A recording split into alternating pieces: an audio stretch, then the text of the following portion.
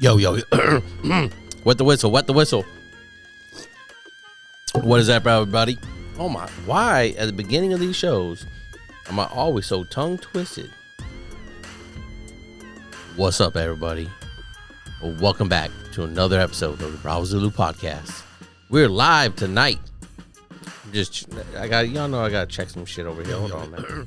Hold on. I just messed that all up.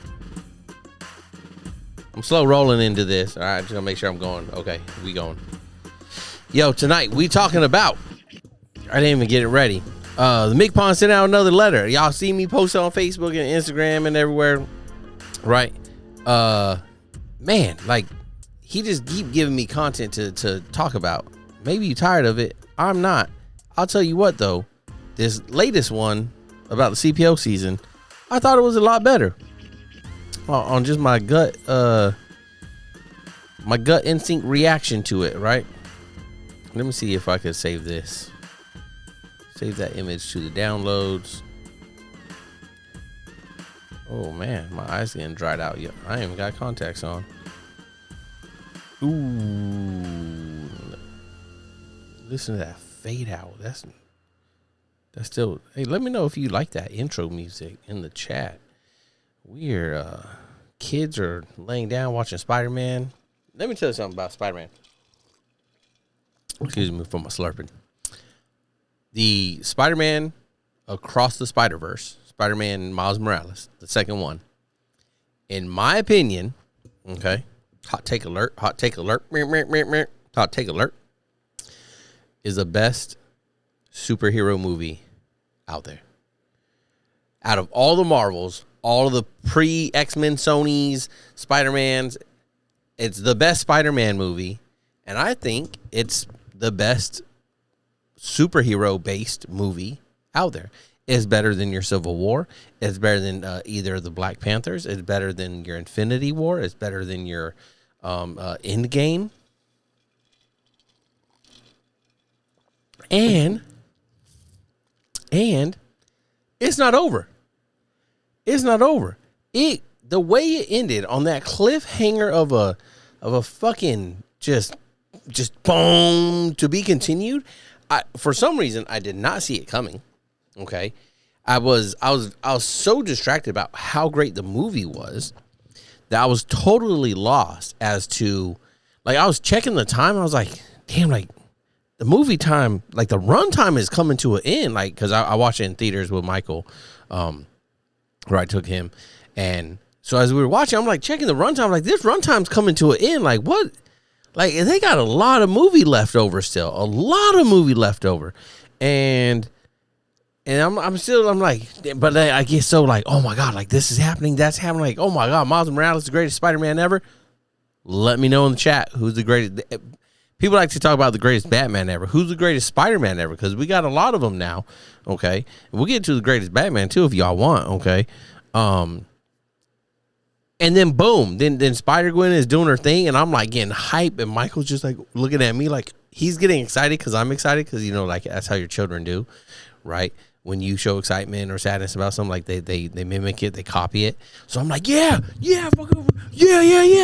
and he's like, yeah, is that what we're doing, Dad? Yeah, okay, like we're talking in the movie theater, and then boom, TBC. And I was like, get the fuck out of here. Are we serious right now?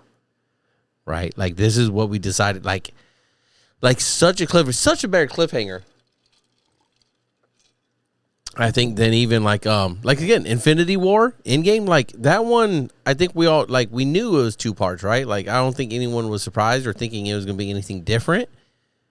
But like going into the Spider-Man, it was like I knew there's a trilogy, but I thought this was just another movie telling another story. And it's like, actually, it's just the middle act of everything into a 3-part whole story.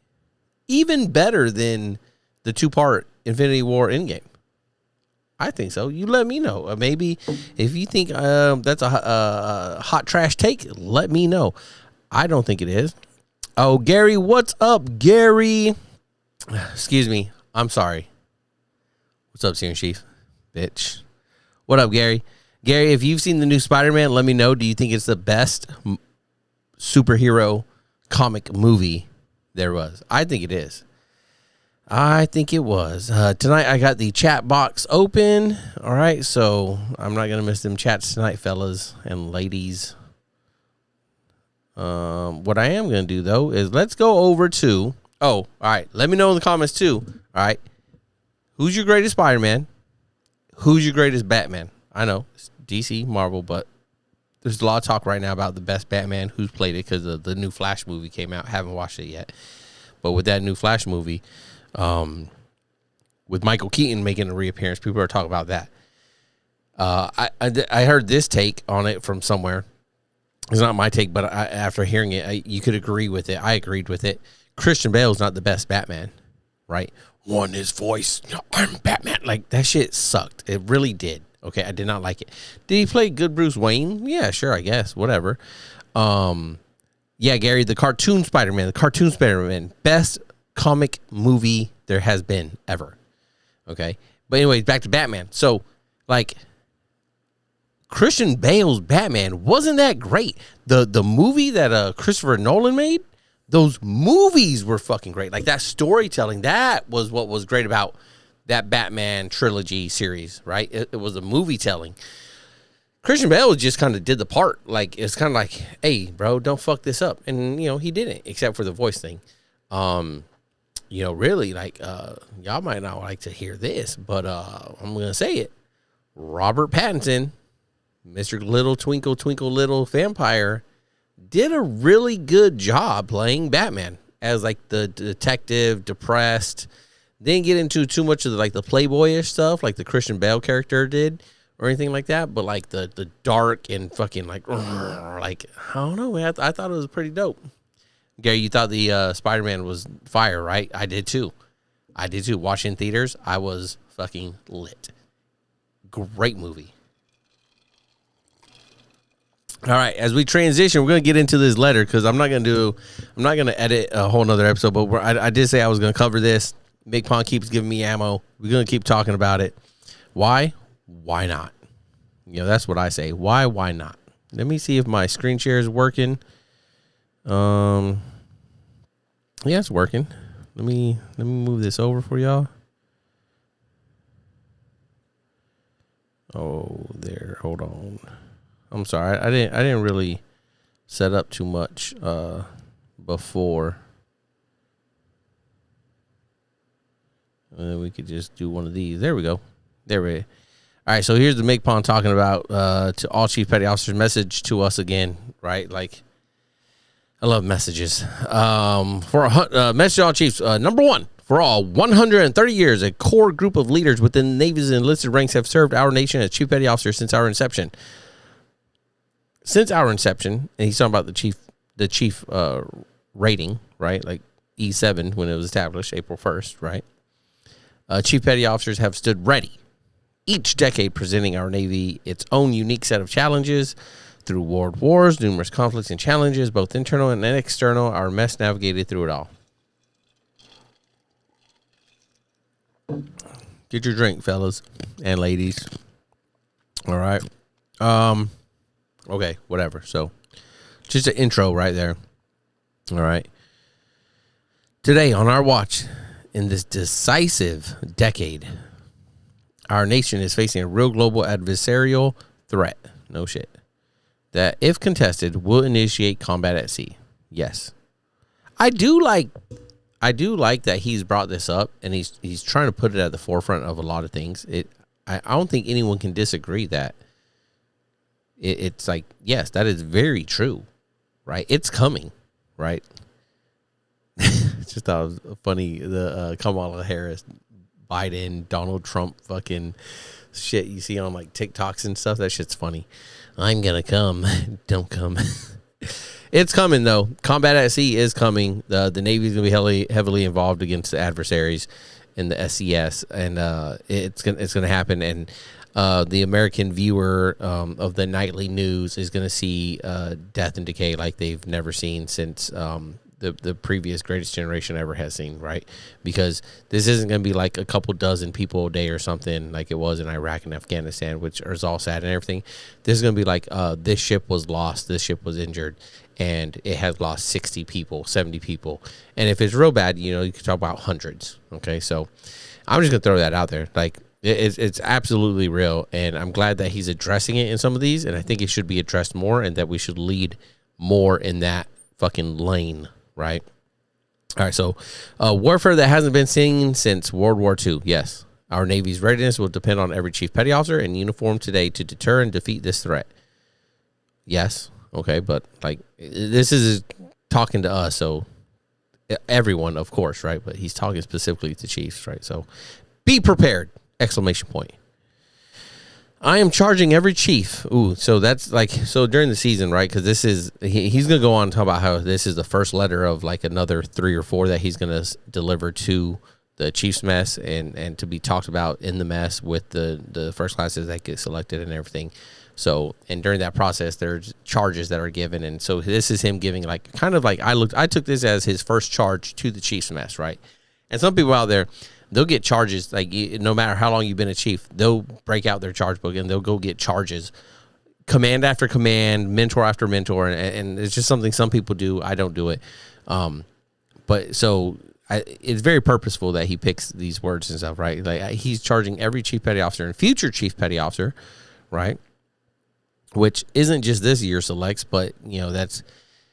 And so, again, he's been releasing all of these on social media and everything and making it widest dissemination, making it very transparent, everything he's doing, cool, whatever. I don't think that necessarily solves a lot of problems, but I guess in his eyes, it just makes it, the transparency, people want it, sailors want it, junior sailors want it. So if they're getting it, then it's going to make them feel better that he's doing things, right? He's listening and he's answering them, so they're gonna feel better about it, right? And if feeling better is anything worth anything, I guess he's hitting on that nail on the head there. So future chief petty officer to commit to personal excellence and to get after the behaviors of substandard performance, training, and motivation within our ranks. With today's threats, there's no room for mediocre leadership within our mess. So like this. I'll be the first one to tell you, my motivation is often fucking like, ugh, okay? I make it very apparent that I want to retire. I make it very apparent that if you, and I'm at 19 in December, if they offered me 20 and I didn't have to do anything else and I would have made the mistakes that I made to not switch my fucking GI Bill, like I would take 20, I'd take 19. I want to be done, right? Motivation to take on collaterals and all that bullshit, 0% to do it.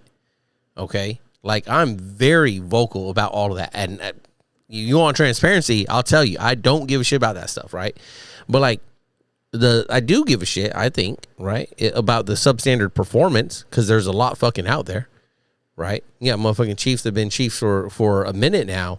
Talk about like acting like it's day one fucking, of the Navy.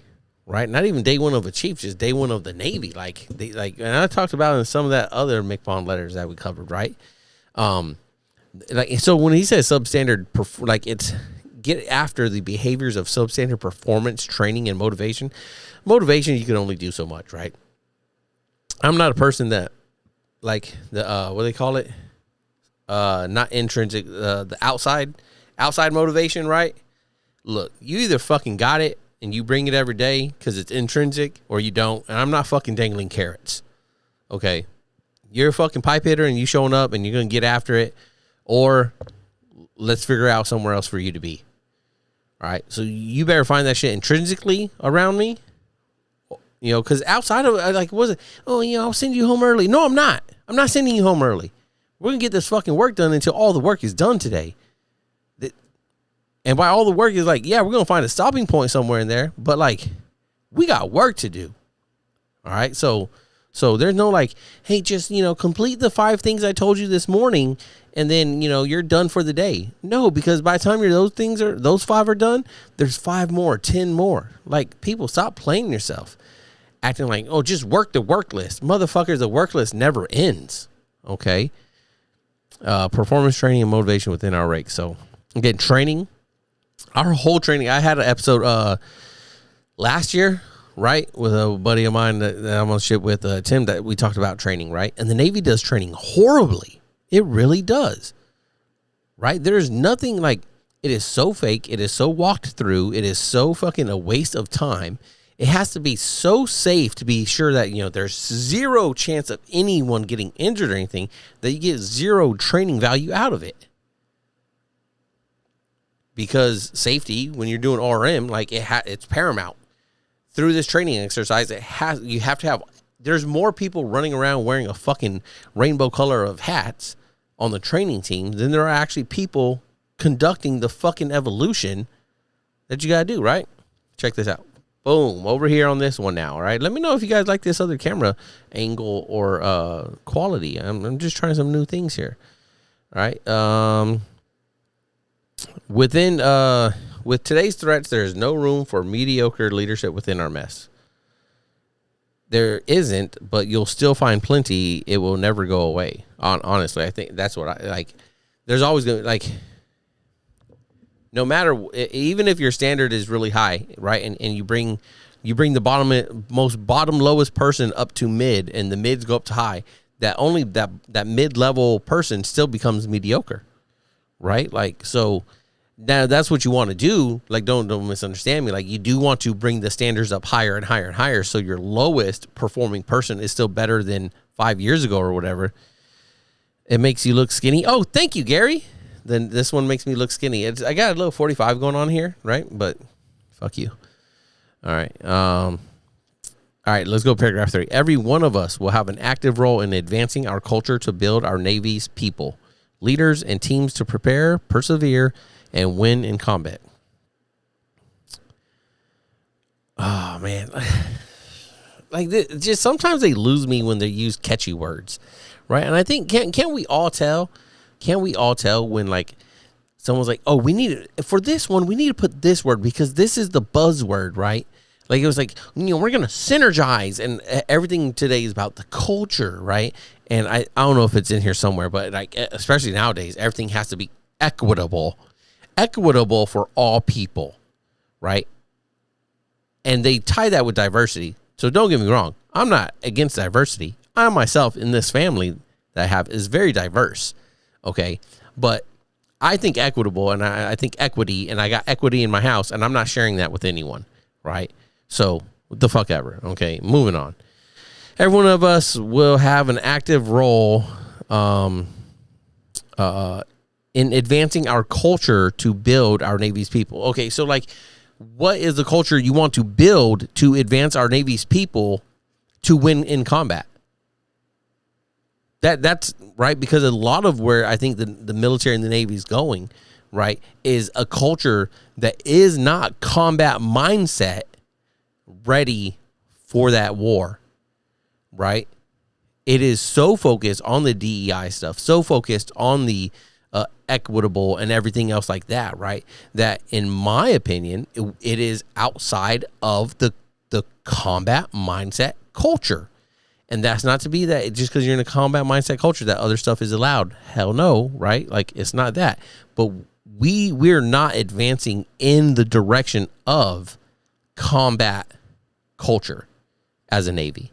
That's what I'm calling it. We're not advancing in that, right? And so when it does happen, it's going to smack us fucking hard, right? It is like sailors are going to like the first ship out there that goes to a real no shit GQ.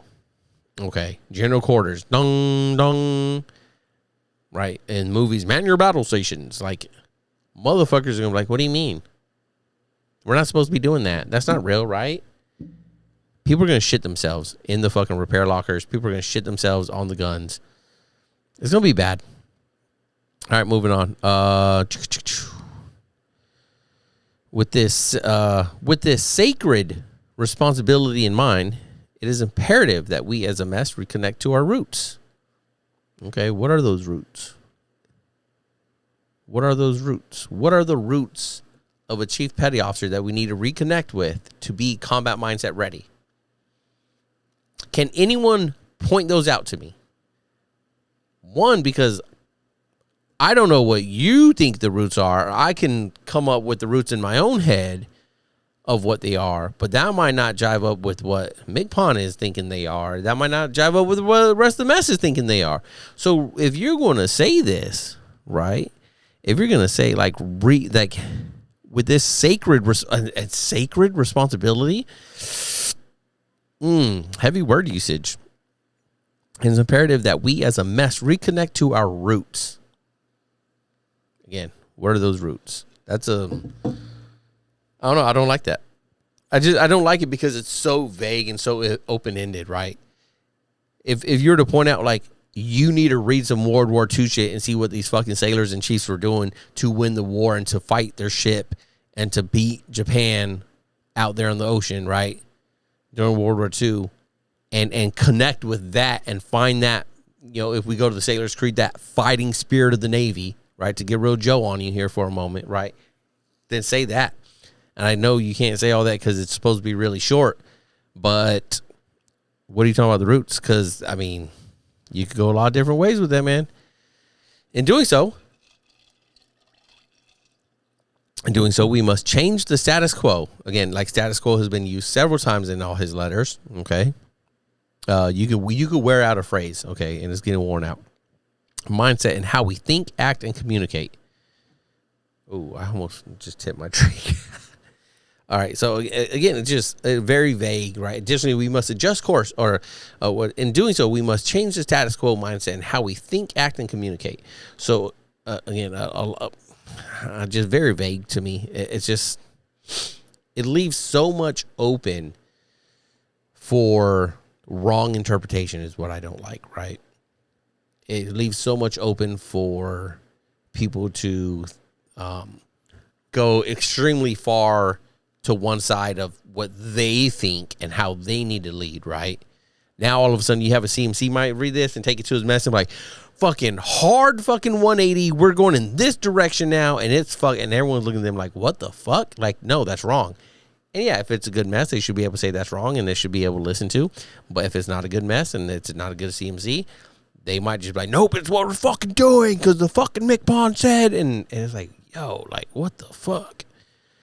Additionally, we must adjust course and steer away from the organizational drift caused by years of outsourcing our anchors and rewarding misaligned attributes that do not contribute to combat readiness. Woo! Possibly, maybe my favorite line in the whole last fucking 4 or 5 letters that he's on now. Right? Like, I really like it. Additionally, we must adjust course and steer away. Very heavy on the Navy lingo, but the organizational drift caused by years of outsourcing our anchors. That part, I covered that part to a lot, right? Extensively in the last couple of episodes where we talked about the technical expertise and how much goes to contractors and all that, right? So one, we've been forced to outsource that SME part, right? Because so many retired of us are in those roles and they take more and take more. And you can sit there and be like, oh, well, you're giving it to them. I have no choice. There's these positions that are created by people that are active duty. They create them while they're active duty, and then they roll into them when they retire. And now they just make it, well, yeah, now you have to report to me still, except I'm retired, and this job is never going to go away because it's been created now, and it's a GS-12, and I'm set for the next 15 years until my buddy retires, and now I want them to take my job. Right? We all know this is true. No matter what community, what part, what coast, what part of the world, it's fucking true. So one part, I guess I don't like it, but this is a very good statement all around, is like we've been forced to outsource our anchors in some of those capacities there, that technical expert that he called us out on, right? Because we had no choice, right? There's so much bullshit. If you're an LS, you have to take your credit card program over to ATG every quarter to have it inspected. To me, that's outsourcing my anchor. Why? Because they know better. I'm a fucking chief. I know what the program's supposed to be, right? Well, no, they have to audit to make sure that fucking I'm not doing illegal shit. I have to fucking have it checked by them quarterly, every month if I buy shit, I have to have it checked by CNSP to make sure that I could fucking pay the bill on it. And for me, yeah, I have to go to the financial team that does all my finances and tell them, hey, I used the credit card. Can you put money on it, please? I have to provide them all the paperwork. Then they put they only put on the exact amount. Back in the day, you just put money on your credit card line of accounting every month. Every time you got money, put another 5, put another 10. And that was your little nest egg right there, right? Y'all know, right? That don't happen no more. Now they only put the exact, oh, no, you only spend $5,393.26. That's all we're putting on there exactly. And then they do that. And then you still give it to CNSP to some fucking retirees, right? And then they check it and they look at your fucking U.S. bank account. And they go, okay, you spent that $5,393.26. And then they go, okay, well, you sent me all the paperwork that says that you're going to close out $5,393.26. Okay, it looks like it matches. Hey, Chief, go ahead and close out your records now. What the fuck? You want to talk about outsourcing our anchors? That's a perfect example. And you're going to sit there and tell us like we've outsourced them because of the gear drift, the fucking the fucking organizational drift. Like organizational drift didn't become because of that. And maybe, I don't know. It's just, that's fucked up. All around, that's fucked up. Right? Outsourcing our anchors. Motherfuckers, go ahead and fire some of these fucking civilians then from these positions that are out there that don't need to be. That are fucking, making hand over fist. Right? For jobs that I should be able to do and I should be able to control in my division. Right? Instead of having to get approval 3 times to fucking hit fucking enter on a website. Fuck out of here. All right. And rewarding the misaligned attributes and do not contribute to combat readiness. That's a real interesting one, right? That line right there.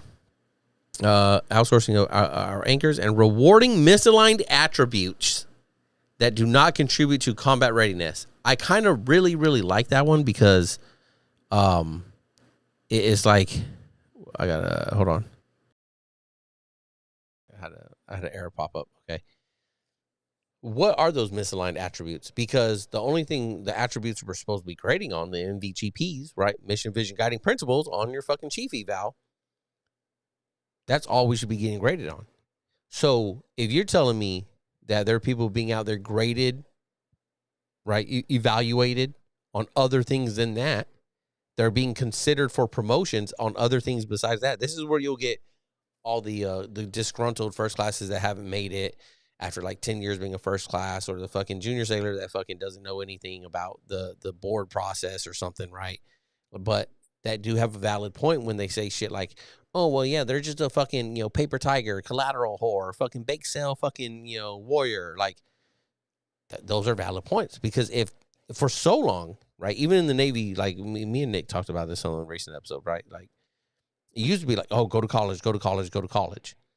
And for one reason, it was because like, hey, sailor, like you need to go to college and better yourself. Another reason was because motherfuckers were like, hey, sailor, you can't be a chief without a degree. When I first came in, that's what it was, right? I know some of you older people, older cats really remember that, right? With the former MCPON, right? That tried to be like, to be a chief, you had to have a degree. And that stuck, and it's still sticking. We only got away from it maybe the last 5 years, I'd say. It started like changing up, right? Maybe a little bit more, maybe 6 years, something like that. But like when it's like, all right, hey, we need to get away from that finally. But for so long, it was such a focus. And that's where you ended up with all these chiefs, all these khakis, right? Chiefs, not khakis, but chiefs with all these degrees. And now it's like you couple that with already their shitty leadership because they haven't been leading. All they've been doing is fucking classwork, right? And they made chief, and they made senior chief because they had a degree, and then they got 2 degrees, and now they're master chiefs because they did just enough. But they got this degree work that backed it up for some reason, right? As this MCPON points out, right? Attributes, misaligned attributes. To me, that's a misaligned attribute. That has shit to do with combat readiness, as he calls out. Your fucking psych degree, even your leadership degree from fucking Nazarene fucking college or Nat City College or whatever. Even your fucking Navy Community College, right? Which I want to try when I get on shore duty, right? Don't get me wrong, I want to try it, but like that has shit to do with combat readiness. You can't sit here and tell me that. Oh no, no. That has everything to do. No, it doesn't. It doesn't. Right? To me, it doesn't. You let me know in the fucking chat how your degree in anything makes you more combat ready. I don't think it does at all. I think fucking working every day, right, next to your sailors, with your sailors, put in sweat equity, making your ship ready to get to sea, to fucking live at sea, that's combat ready, right? So I really like that he calls this out the way he does, right? We've been rewarding misaligned attributes. Here's another one, the MOVSM, the Meritorious Outstanding Volunteer Service Medal. Motherfuckers told me all the time, you got to get your MOVSM. You'll never make chief without MOVSM. You got to get it. You got to have at least one, if not two. Two would be better. You know what? You should use this. What you do over here as an extracurricular, right? This other little club you're in, you should use that as, as volunteer work. Anytime you come here, you're volunteering. So you should just put that down. And then we could get you an MOVSM letter and boom, you're in there, right? That's points. When you're at the board and they're making your points, that's a bonus point. You'll have it and other people won't. And that'll put you over the top. And I never did. Out of the pure like spite to let people know, that the ones that told me that, to be like, no, I don't have an MOVSM. I don't give a fuck about an MOVSM. I already volunteered for the fucking military. I don't need to go volunteer more shit. Okay. But for a certain point in time in the Navy, motherfuckers would tell you, like, volunteer. I'll still tell my sailors to volunteer for like of the quarter boards. But all I tell them is like, hey, just do one thing. Go help some fucking, feed the homeless, do this, do that. Just find something. Even, hey, you know what? The base is putting on a fun run.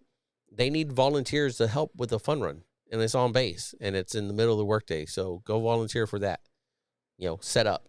And then if you set up, you ain't got to break down. Easy, right? But that's for of the quarter. Outside of that, I don't fucking use it for shit else, right? Like, it's all I needed them to do at once. I'm not like, hey, do your MOVSM. I need your fucking 300 hours of volunteer shit. Right? No, like, come on, man. Oh, absolutely fucking right. Misaligned attributes that do not contribute to combat readiness. So what we need to do now, right? When I say we, I mean him. The Navy. I don't think the MVGPs, Mission Vision Guided Principle, I don't think they're like horribly bad.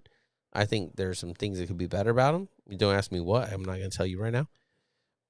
But if you're saying that we've rewarded misaligned attributes that do not contribute to combat readiness, I think it needs to be spelled out pretty fucking clearly, and maybe in these next letters it will be what the fuck we do need to be doing directly. And maybe it is up here, right? Maybe we go back up and we talk about performance training and motivation. Is that the combat readiness that we're talking about? Right? But I think we should be shot in the face with like, this is the combat readiness that I fucking want from my chief's mess. Now go fucking do it. Excuse me. Right? Chiefs are charged first and foremost to be strong leaders and experts in our specialty. We must live, teach, and enforce the standards to make our sailors and our Navy stronger every day. We have a higher calling, and we will answer history's call. Again, like, some of the words I just don't like. Like, I know it's all just to get you kind of hyped up and stuff, right? Like the sacred, what did he say up there? The sacred whatever. And that we have a higher calling. Again, I don't agree with those just because of what I believe and my beliefs and stuff. I don't believe he should be using things like that. But hey, some PAO signed off on this, so. But yeah, we must live, teach, and enforce the standards. Sure, okay, cool. Like, I think it runs into that though. Like, and here's always a problem. Like during the season, right? Is like when you start talking about like, the,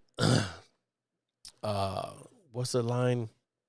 We live by a code of like undeniable integrity or something. Like, it's like when you say it like that, that means like you put yourself in a position for like when you go, well, let's say it's a white lie, right? Like as that saying goes, right? Like, um, what yo chief, what's for lunch? And you're like, oh, it's something like this, and you know it's not that, but oh well, now your integrity's in question because you told this lie, this little white lie or something, right?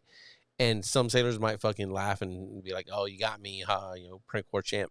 And then other times it might be like, nope, you're fucking that was it, right? So I think when you like apply certain messaging to us as the Chiefs Mess as a group, like we live in teaching and enforcement standards. Like he said, we must live. Like you gotta live this standard. Like, yo, like I'm only living that standard when I'm at work. Okay, after that, I'm over here. Okay, I'm living this standard, this dad standard. Okay, this father to my children standard, and those two, they don't line up necessarily. I'm not saying it's not totally different, but it's different, right? It's there's this is different over here. What I'm doing with my family, it's not work. All right, that is work over there. Okay, that's not my life. So when he's saying it like that, like we got to live it, you're setting us up for failure because someone's gonna be like, no, look, they're not living it. Look, them right there. You're not living it. You know, like so again, but whatever. Okay. We'll answer history's call. Once again, though, right? We all know the war is coming. Do not be surprised when the war happens. It's coming. There's messaging here. There's messaging there. Again, watch Dateline. Google it. It's all over the place. Everyone knows it's coming, right? It's planned by all countries involved. So don't be surprised. Over the course of initiation, I will send 3 additional letters. One every 2 weeks. Each mess will sit down and have real conversations about each topic. All Chief Petty Officers and CPO selectees are required to be present during these discussions. Do not consider this as a selectee training, but as a mess discussion we must have to seek out areas where real change is needed. Okay, I always like conversations. Shit, I'm always good with a good conversation. You know, always. But you know, it's interesting because again, like when he's disseminating these on social media, right? This is he's talking to the Chiefs, but he puts it on social media, and I'm sure it's for transparency's sake, right? Because so many sailors have told him like the Chiefs mess meeting needs to be more transparent. A lot of junior sailors think it should be abolished. Like I love reading Reddit and watching sailors go crazy about like abolish the Chiefs mess. Like we're like like abolish the Chiefs. Like what are we? Like you're gonna abolish a rank, right? Like that's what it is. It's E7. It's after E6, right? But I think maybe they're so brainwashed, and there's Chiefs out there that are so brainwashed, right? Where it's like maybe it's so much more to them, right? That they give off as this like fucking, you know, the cult following and stuff like that. And you know what I say, like it wasn't like that important. Was it always this least important to me? No, like I always wanted to be a chief. Always looked up to chiefs, right? Always aspired to be chiefs. Things change, time goes on, right? And opinions change about things, right? And do I think the Chiefs mess is horrible? No, I don't think the overall Chiefs mess is horrible. I think there's a lot of piece of shit Chiefs out there though, right? And as the MCPON in this one actually fucking calling people out, like you need to address all this substandard, the misalignment of fucking values and rewarding it is fucking done. If you're not out here getting ready for combat mindset shit, then what the fuck are you doing, right? Oh, I think this has been the best letter that he sent out there. I do, right? Just like Miles Morales is the best Superman. Ah, man. That was a pretty good letter. It wasn't bad. It wasn't bad. I think this one was really a lot better than the other ones that he sent out. The other ones definitely just sounded like it was more for the junior sailor. This one actually sounded like he was talking to the Chiefs, right? And so then here's the thing, right? Like, so, all right. He says there's going to be 3 more letters, one every 2 weeks, right? Because we got a 6-week season coming up. He's going to release those on social media. He has to, right? These are not for Chiefs eyes only, because none of his letters have been for Chiefs eyes only, right? So now he's put himself, I think, just spitballing this here, like, work with me, okay? You let me know what you think. He's put himself in the position that he has to release everything publicly. So there's no more like chief to chief conversation without the junior sailor know what he's telling us, right? Okay, cool. Like, I don't think he's going to put anything crazy in these letters that is like, oh my God, we can't tell junior sailor. Like, there's usually nothing coming out of Chiefs mess that you shouldn't be telling a junior sailor, unless your junior sailor don't know how to act, right? And go run or take the not solid news and runs around with it everywhere and turns it into fucking horrible rumors. And then, now you fucking cut the captain off. And, he has to address the rumors without having all the information earlier than he'd like, right? We've seen that. But so I'm just interested in, like, when these other letters come out, right? And they're disseminated to social media. They're disseminated to the entire fleet. And the junior sailor gets it, or that junior officer gets it, and they read it, and then they go to their chief and like, so what you guys talk about? Right? So now you guys, like, so again, it's not like I care about people having a peek inside the season. That's, like, so many of the people that are going to be like that, they probably won't even ever become chiefs. Why? Because they'll either get out because they really hate it that much and they'll think it's all bullshit anyways. Or, like I said, they're officers, they're in the wardroom. So they're just, they're being snoopy and want to know. Again, I have no problem. Like, if I read it, if I discuss it in the mess, and I think it's worth discussing to a junior sailor so they could be more ready and better prepared to be a chief or wear khakis in the future, sure, I'll talk to them too. But again, like, every message now will be out there for widest dissemination. So are you really talking to Chiefs mess, or are you talking to the entire fleet? And you're just saying Chiefs also address this. So what you could do, right, is instead of just making it like, hey, this is season training. Well, he said it's not, don't take this as selective training. Take this as mess training or whatever, right? Whatever he said there. Oh, I think I got rid of it. Yeah. Oh, shit. Oh. Excuse me. Why wouldn't you just send it to Chiefs mess and be like, this needs to be discussed with your division? Right? Why not do that? And then you could get motherfucking, now you have junior sailors like, oh shit, the MCPON said Chief has to talk to me about something. Right? So either you flip it on them. This is what, like this, but again, it's one of those, like, if you my sailors told me my midterm, right? Helped me write it. They said what I need to improve on. So I improved on it immediately. And then I looked back at them and said, now you have this for action because you said that's what I need to improve on. So I'm no longer making all these decisions. You need to make these decisions. Right? You know who you are out there. So if that's the case, and then they look back at me and be like, well, I'm not ready to make those decisions. Well, I guess that's a failure on my part, right? But since you brought it to my attention, I'm taking action on it immediately. So either you want it now and you thought you was ready for some shit you ain't ready for, but it's yours now, or you didn't understand what I was doing in the first place and, like, slowly getting you up to speed on everything. But as often, all junior sailors through every generation, right? We think we're more Billy Badass than we are, and we take a bigger bite than fucking we can chew, right? So, so I'd flip it, like, all right, well, Chiefs, talk to your sailors about these topics and these discussions and everything, right? And you're gonna run into a couple things. You're gonna run into that junior sailor. This is bullshit. I don't want to fucking talk about this. It's fucking 1500. I want to go home. And it's like, well, this is what the junior sailor wanted. And he's like, well, I didn't fucking ask for it. Yeah, no, but the junior sailors on Reddit did. Right? And just like when there's one piece of shit chief, we're all pieces of shit. Right? When one mess is fucked up, the whole mess is fucked up. So if there's 1 or 10 or 1,000 junior sailors wanting this conversation, then you all get this conversation. I think it'll work. I think it'd be more useful. Now that one sailor's going to sit there and they're going to be disgruntled and they're not going to participate. Good.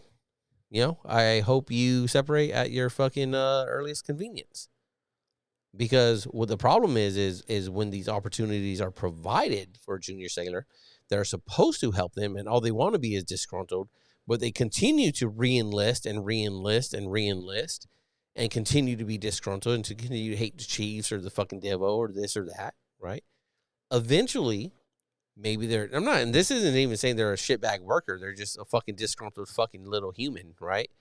Like, then eventually they turn into the chief that, or the first class getting selected for chief or getting selected for fucking bars or something, right? And now what are they? They're just a disgruntled fucking khaki that is always boo-hooing, fucking shitting in everyone's fucking Wheaties, right? Not having a fucking good time. That can't fucking, that they got to figure it out for themselves and fuck everybody else. They're doing what they need to do to fucking get by, you know, because the only thing that matters to them is their fucking family, which, trust me, I get it, right? But oftentimes you're fucking over here with this fucking Navy. What did McPawn say in the other one? The Navy family, right? More than you are with your real family. So some amount of give a fuck over here needs to fucking happen. Otherwise, please just fucking leave because you're more detriment than anything. So flip it on them. Motherfuckers gonna be asking for it anyways. Well, then I saw that McPawn released the newest letter. What'd you guys talk about in the mess? He's gonna tell us anyways with the next letter. Like, all right, well, you want to have that conversation? Cool.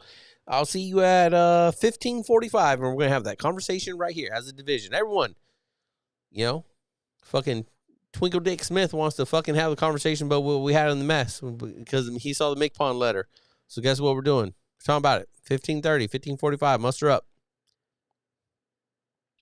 I don't know. Y'all tell me. Oh man. All right. I think that's it. I'm just gonna be a short little live here. We're going 46 minutes. What do you guys think? If I got 2 watching right now, if you think what do you think the other letters are gonna be in the discussion? Gary, you still with me, brother?